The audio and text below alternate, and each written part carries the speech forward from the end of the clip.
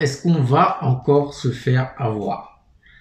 Tu sais pourquoi je te pose cette question? Je ne sais pas si tu es au courant, mais en Côte d'Ivoire, au mois de décembre, ils ont découvert un énorme gisement de pétrole et de gaz.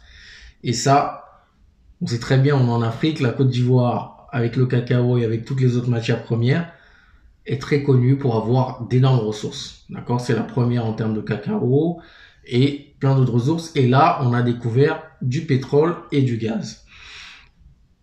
Est-ce qu'on va encore se faire avoir? À chaque fois qu'on découvre quelque chose, on sait très bien comment ça se passe au Congo, en Côte d'Ivoire et dans les autres pays francophones. Donc on en parle juste après le générique. Bienvenue sur WMM Industrie. Donc si tu découvres cette chaîne, ici on parle de développement produit, de business, de mindset, donc tout ce qui peut te permettre de créer ton business et de le faire évoluer. Donc, avant de commencer cette vidéo, je vais t'inviter à cliquer sur la petite cloche pour t'abonner et recevoir mes prochaines vidéos. Et si tu as aimé cette vidéo, tu mets un petit punch sur le pouce et puis tu partages cette vidéo. Donc aujourd'hui, on va parler du gisement de pétrole et de gaz qui a été découvert donc, au mois de décembre, ou en tout cas en cette fin d'année en Côte d'Ivoire. Donc c'est un gisement de haute capacité, d'accord, qui a aujourd'hui qui peut donner entre 1,5 et 2 milliards de barils de pétrole. Sachant qu'aujourd'hui, la capacité de la Côte d'Ivoire, c'est 36 000 barils par jour. Donc, il faut savoir que ce nouveau gisement équivaut à 152, je crois, oui, aux alentours de 150 années d'exploitation. C'est énorme. Donc, ce qui va faire que la Côte d'Ivoire va être un des gros donc, exploitants de pétrole, en tout cas en Afrique francophone et en Afrique. Donc le début de l'exploitation est prévu pour 2023 et ça a déjà été attribué à l'entreprise Eni qui a découvert donc ce gisement-là. Donc je ne sais pas si ce sera à 100% pour Eni ou donc Eni c'est une entreprise italienne qui a découvert ce gisement et donc le président ivoirien leur a donné bien évidemment l'exploitation de cette ressource-là, de cette matière première-là, de ce gisement. Pourquoi je dis est-ce qu'on va encore se faire avoir? Parce que j'ai l'impression que chez nous, c'est une malédiction lorsqu'on découvre une nouvelle richesse.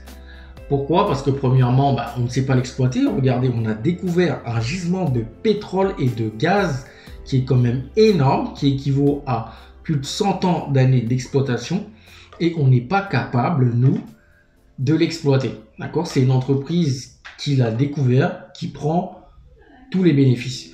Et il faut savoir que ce qui se passe souvent dans toutes les entreprises d'exploitation, c'est que l'entreprise qui a découvert et qui va exploiter ce gisement-là va récolter 90%, généralement 90%, et l'État va récolter 10%. 10%. C'est incroyable. C'est inimaginable. Je ne comprends pas pourquoi on en arrive là. Et les contrats qu'on fait, le contrat qui a été fait par exemple avec là en Côte d'Ivoire, c'est de prendre des jeunes et de les former. Mais on va les former à quoi? Vous allez former des jeunes à aller sur les plateformes pétrolières, mais il faut former des jeunes à créer des machines qui sont capables d'exploiter toutes ces ressources-là. C'est très bien déjà de demander à Eni de prendre des Ivoiriens, des jeunes Africains pour exploiter, pour apprendre comment bosser dans ces gisements-là, mais quand est-ce qu'on apprend à nos jeunes à fabriquer des machines qui permettent de trouver ces gisements-là et de les exploiter sans l'intervention de quelqu'un à l'étranger? C'est ça qui est important.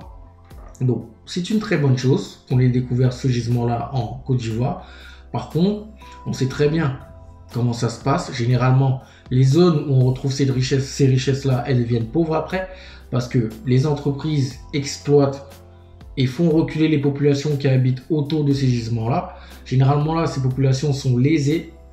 Regardez au Nigeria, regardez au Congo, regardez toutes ces zones-là où il y a de grosses matières premières. Ce sont des zones qui deviennent sinistrées.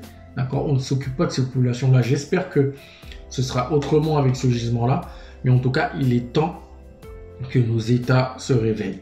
Il est vraiment temps que nos États se réveillent. Et il est temps que nous aussi, que ce soit enfants d'Afrique qui vivent actuellement en Afrique ou nous, diaspora, on commence quand même avec notre savoir à les proposer nos services.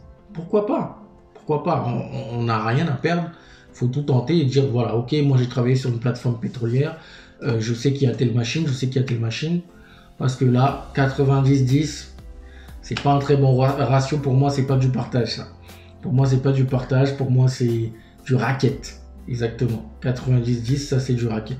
Donc, voilà ce que je voulais partager aujourd'hui avec toi. Dis-moi si tu étais au courant de cette nouvelle-là. Est-ce que tu en penses? Est-ce que tu penses que on va continuer dans ce chemin-là? Donc, on est en 2022, ça continue.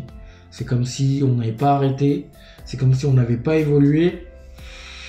Je trouve ça fort dommage. Donc la semaine prochaine, on se retrouve pour une nouvelle vidéo, un nouveau thème. Donc n'oublie pas de me suivre sur les différents réseaux sociaux. Donc je t'ai dit, j'ai un nouvel Instagram. N'hésite pas à me suivre dessus pour découvrir plus de contenu.